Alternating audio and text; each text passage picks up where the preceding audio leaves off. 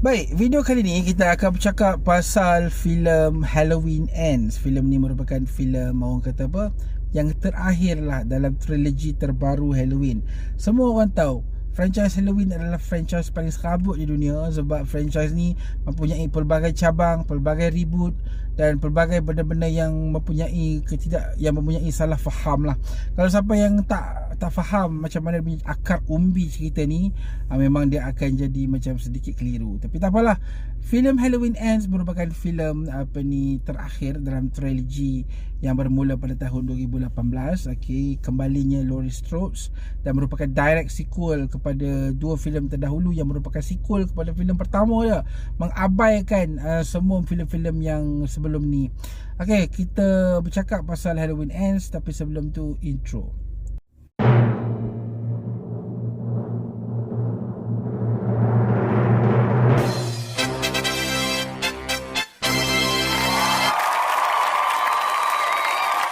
Halloween Ends merupakan sebuah filem yang mengambil latar masa 4 tahun selepas kejadian dalam Halloween Kills. Aku baru tahu yang sebenarnya pengarah filem Halloween Ends ni sebenarnya dia ada intention, dia ada niat untuk buat setiap filem-filem trilogi dia ni, filem Halloween dia ni mempunyai rentak dan genre yang berbeza. So filem pertama dia mempunyai rentak thriller, genre thriller. Kemudian filem kedua lebih kepada action, Halloween Kills, dan filem ketiga Halloween Ends ni mempunyai elemen-elemen romantik.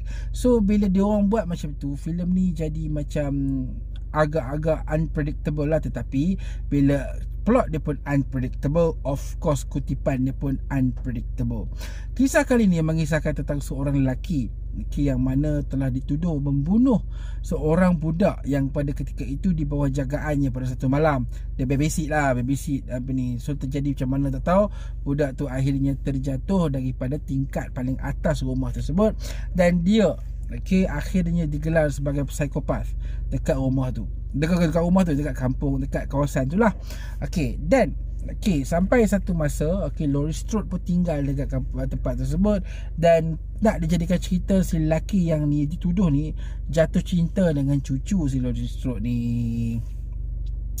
Apa yang berlaku ialah kecaman demi kecaman daripada orang sekeliling menyebabkan lelaki ni jadi macam mudah rapuh dari segi emotion, sebab dia tak buat benda tu, tapi orang bagi persepsi yang dia seolah-olah pembunuh psiko yang sangat-sangat teruk.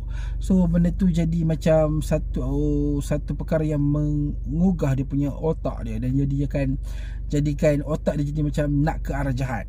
Dan Laurie Strode dah nampak, dan dia cuba halang lah. Dan pada masa yang sama dia terjumpa dengan si Michael Myers ni yang bersembunyi dekat satu tempat ni, yang akhirnya menyebabkan dia termotivasi untuk membunuh orang-orang yang berkata buruk ataupun berkata nista terhadap diri dia. So filem ni adalah filem yang unexpectedly bagus. Mungkin orang yang expect filem ni sebagai sebuah filem direct sequel daripada Halloween Kills akan a bit disappointed, sebab filem ni lari jauh. Setting dia 4 tahun dan memang dibuat sebagai sebuah filem yang tunggal. Cuma dalam filem ni dibuat untuk menjawab macam mana Michael Myers selepas 4 tahun, dan apakah pengakhiran Michael Myers selepas ini.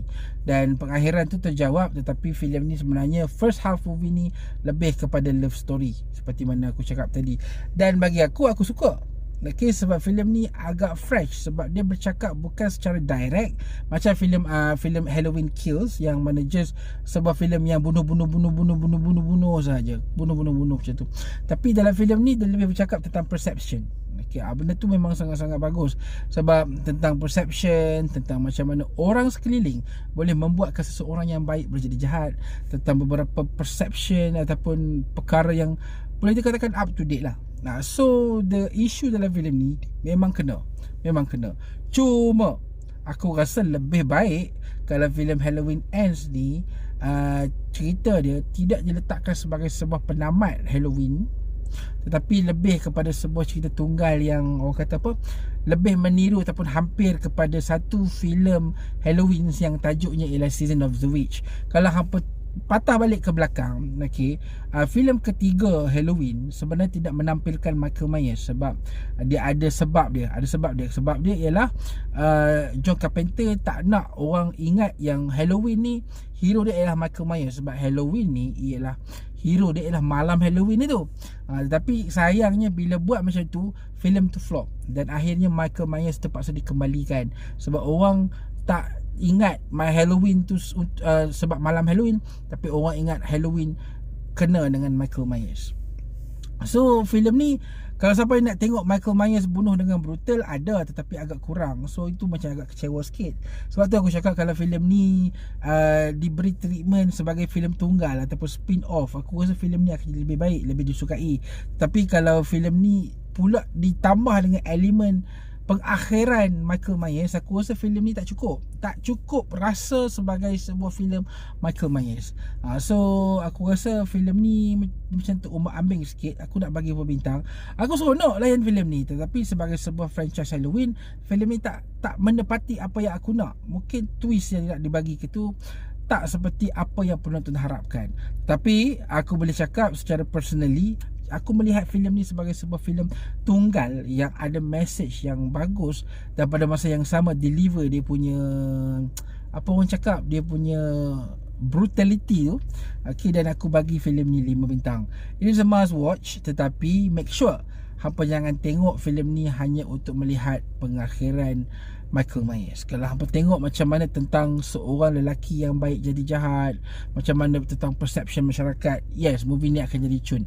Aku layan movie ni dan aku puas hati. Tapi kalau hampa tengok filem ni sebagai sebuah filem Halloween yang terakhir, apa akan rasa ini ialah pengakhiran yang sangat-sangat mengecewakan bagi Michael Myers. Okay, aku harap diorang teruskan lagi lah, tapi macam mana nak teruskan lah, ending yang macam tu kan. Tapi tak apalah. Okay, aku rasa aku bagi filem ni 5 bintang. Personal review, personal rating. Okay, orang lain dia punya review lah, tapi bagi aku filem ni 5 stars. Kita jumpa lagi di video akan datang. Terima kasih kerana menonton. Apa boleh tonton Halloween Ends ni dekat HBO Go. Ketika aku buat review ni, aku tak tahu ke depan nanti masuk Netflix, sebenarnya aku tak pasti. Tapi itu sahajalah review ringkas aku berkenaan dengan Halloween Ends. Kita jumpa lagi di video akan datang. Assalamualaikum.